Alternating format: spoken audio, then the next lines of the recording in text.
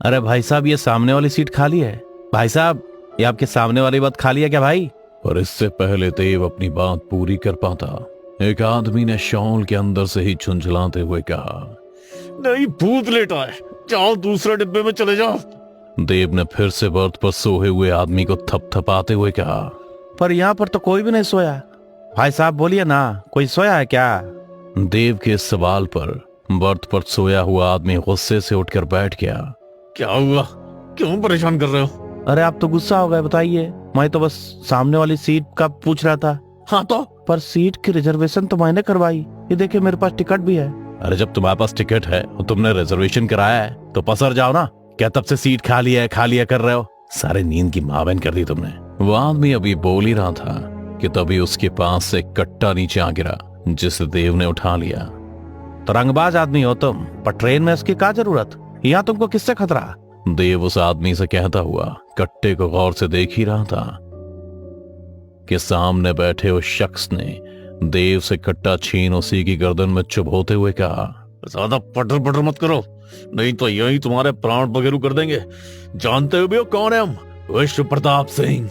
सिंह मतलब शेर, समझे? पर देव के चेहरे पर एक भी शिकन नहीं थी। हाँ जानता हूँ, तुम्हारे फोटो अखबार में देखी थी मैंने।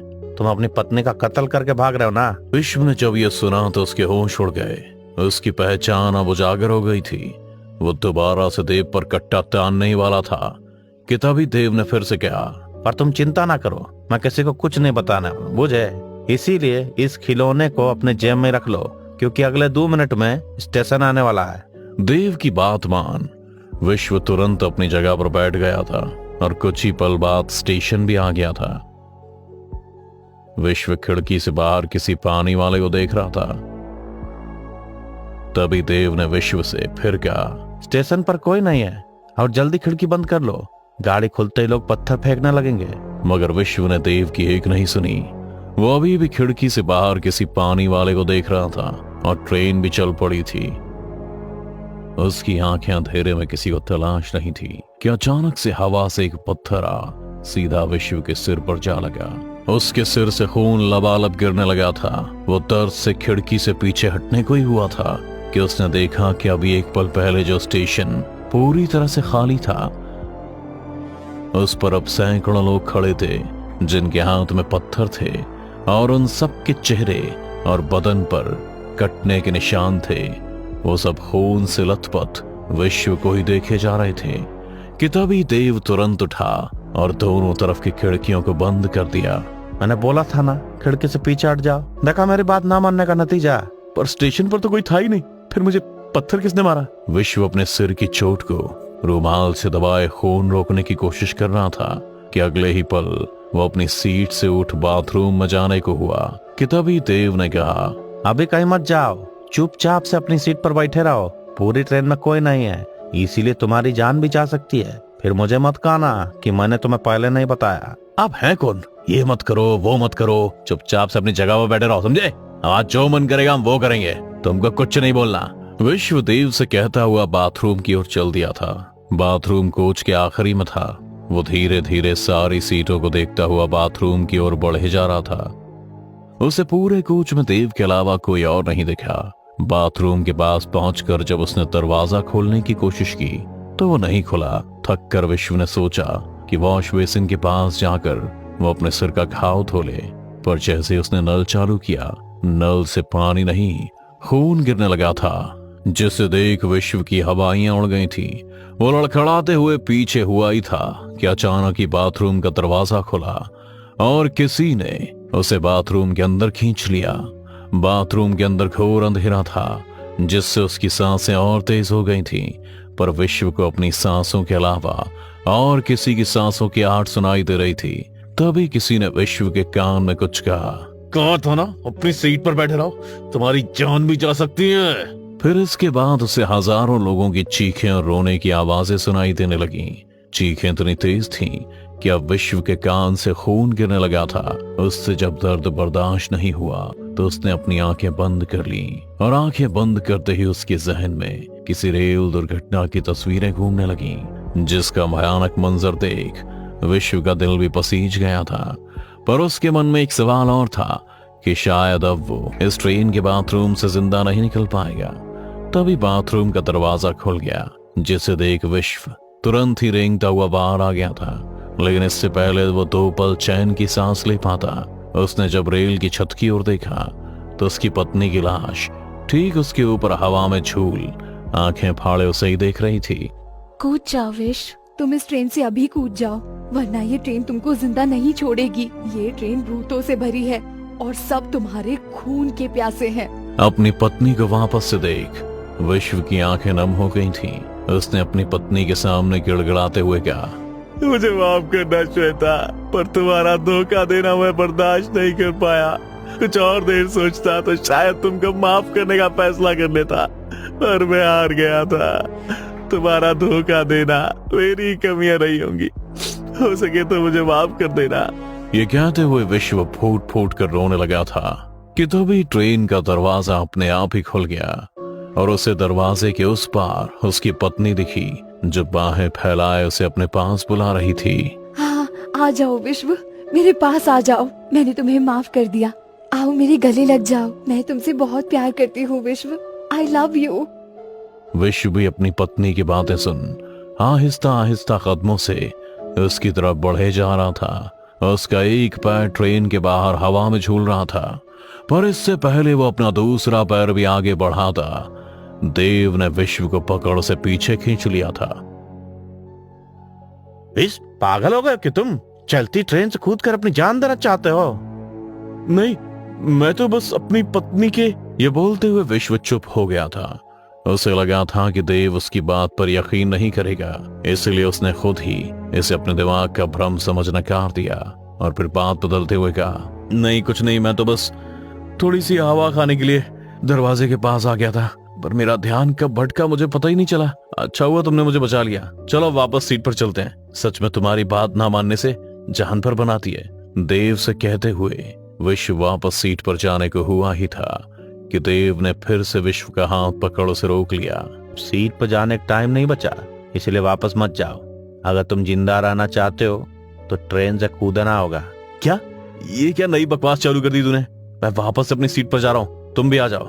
विश्व एक बार फिर से देव का हाथ छोड़ा अपनी सीट पर जाने को हुआ ही था कि तभी देव ने कहा, तुम्हारी पत्नी सही कह रही थी विश्व, ये ट्रेन तुम्हारी जान लेना चाहती है।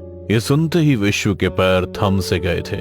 उसने तुरंत ही देव को कॉलर पकड़ गुस्से से कहा, खबरदार अगर मेरी पत्नी के बारे में एक शब्द भी कहा तो यही तुम्हारी जुबान निकाल, उसी से तुमको फांसी लगा दूंगा। इस पर देव ने विश्व से अपना कॉलर छुड़ा उसे खुद से दूर छटकते हुए कहा, अगर इतना ही प्यार था उससे तो मारा क्यों? सिर्फ इसलिए कि वो किसी और के साथ सोई थी। पर तुम भी तो बिना बताए सालों से न जाने कहां कहां मुंह मारते आए हो। उसका क्या, अपना बचा तो ठीक और दूसरा खर्च हो गया तो नुकसान। खैर अब इन सब फालतू बातों का वक्त नहीं है। अगले 5 मिनट में पुल आने वाला, उसके बाद ट्रेन का एक्सीडेंट हो जाएगा और कोई जिंदा नहीं बचेगा, इसीलिए तुम्हारे पास यही आखिरी मौका है। देव की बात सुन विश्व के होश उड़ गए।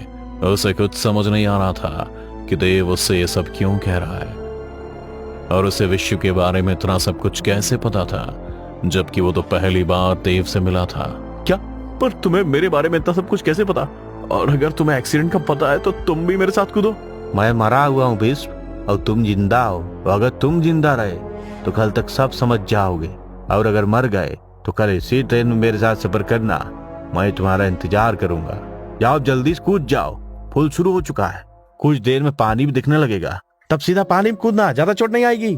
इस पर विश्व ने देव से कहा, मैं इस बार तुम्हारी बात नहीं टालूंगा, पर मेरा कुछ जरूरी सामान है जिनसे मेरी पत्नी की कुछ यादें जुड़ी हैं। मैं उन्हें नहीं खोना चाहता, बस वो ले लूं, फिर जहां बोलोगे मैं कूद जाऊंगा। नहीं विश्व, ऐसी गलती मत करना। अब ये ट्रेन पहले से और खतरनाक हो चुकी है, क्योंकि हादसे का वक्त करीब आ चुका है। अब सारी आत्माएं गुस्से में, वो तुम्हें नोच डालेंगी। कोई नहीं, अगर मर भी गया तो अपनी पत्नी की यादों के साथ मरूंगा।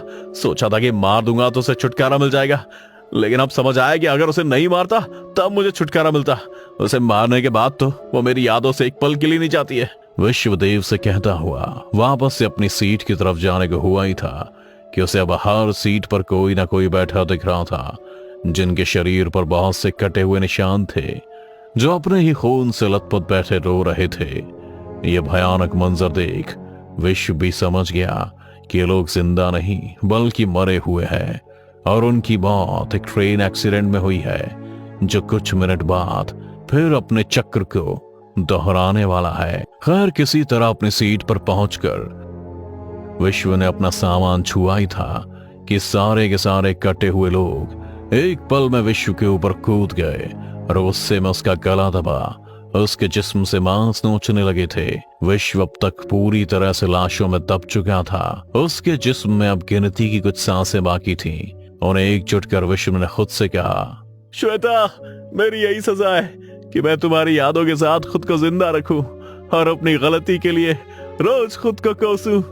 विश्व ने अब ठान ली थी कि वो अब इसी दर्द के सहारे किसी भी हाल में खुद को जिंदा रखेगा। जिसे हिम्मत में बदल विश्व लाशों को चीरता हुआ उनके बीच से निकल आया। उसका बदन भी जगह जगह से छिल और कट गया था। वो तुरंत ही दौड़ता हुआ दरवाजे पर आ गया जो पहले से ही खुला हुआ था। विश्व ने बिना एक पल गवाए ट्रेन से सीधा नदी में छलांग लगा दी। वो महज पुल से कुछ ही फीट दूर हवा में था कि इतनी जोर से धमाका हुआ जिसमें विश्व का दिल सहम गया था। उसने हवा में ही तिरछी नजरों से देखा तो उसको अपने ऊपर ट्रेन के डब्बे गिरते हुए दिखाई दिए। जिन्हें अपने ऊपर गिरता देख विश्व ने अपनी आंखें बंद कर लीं और नदी में जा गिरा। 2 दिन बाद जब विश्व को होश आया तो उसने खुद को किसी म्युनिसिपल हॉस्पिटल में पाया, पर उसे जानना था कि आखिर उसके साथ जो हुआ वो एक इत्तेफाक था या सिर्फ एक हादसा। इसी बात को जानने के लिए उसने अखबारों को छानना शुरू किया तो पता चला कि 6 जून 1981 को हीराखंड एक्सप्रेस ट्रेन का एक्सीडेंट हुआ था जिसमें लगभग 3000 लोग मारे गए थे।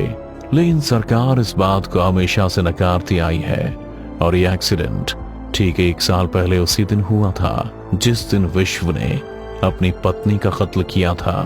तो विश्व के साथ जो हुआ वो महज एक चक्र था। जिस तरह हम हर साल अपने पितरों को पिंडदान करते हैं उसी तरह हर साल मरे हुए लोगों की आत्मा भी उस ट्रेन में बैठ एक दूसरे का दुख मनाती है। तो अगर कल को आप भी किसी चक्र का हिस्सा बने या आपके पास भी किसी चक्र से जुड़ी कहानी है तो हमें हमारे कमेंट सेक्शन में जरूर बताएं।